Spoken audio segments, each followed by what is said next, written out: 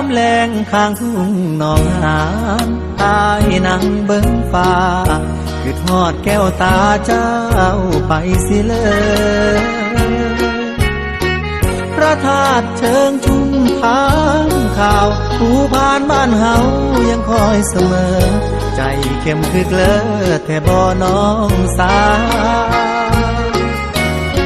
ฝนโปรยจากฟ้าเมื่อน้ำตาไหลในใจของอายเป็นห่วงคนไกลบ่มีข่าวคราวน้ำหลากน้องหานฟูงปลาชวนกันพาลอยลงลำเปล่าดังใจผู้สาวที่ไปหวังอายบ่แม่นผ้าแดงบ่มีมนต์แต่งไปอ้อนไปเว้าให้คนลืมเปล่าคือทอดความหลังยานผู้เขียวใบมอนไปหลงคำวอนของคนมีตังยานเขาเด็ดน้ำไปใส่ต้มยำฟ้างามยามแลงข้างทุ่งหนองหานเป็นสีโศกโศกส่งใจกับนกไปบอกคนงามเจ้าสีนานวลของอาย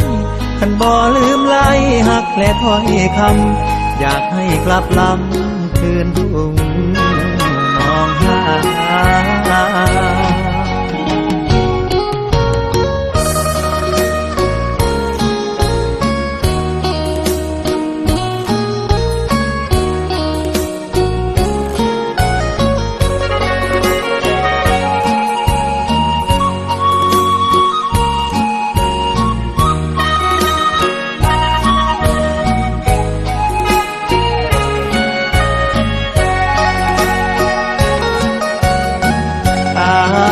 บ่แม่นผ้าแดงบ่มีมนต์แต่งไปอ้อนไปเว้า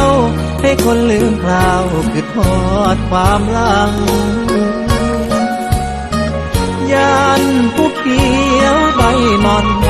ไปหลงคำวอนของคนมีตังยานเขาเด็ดน้ำไปใส่ต้มย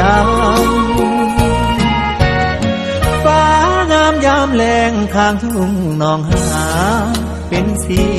โศกโศกส่งใจกับนกไปบอกคนงามเจ้าสีนานวลของอายท่านบ่ลืมไล่หักและถ้อยคำอยากให้กลับลำคืนทุ่งหนองหาน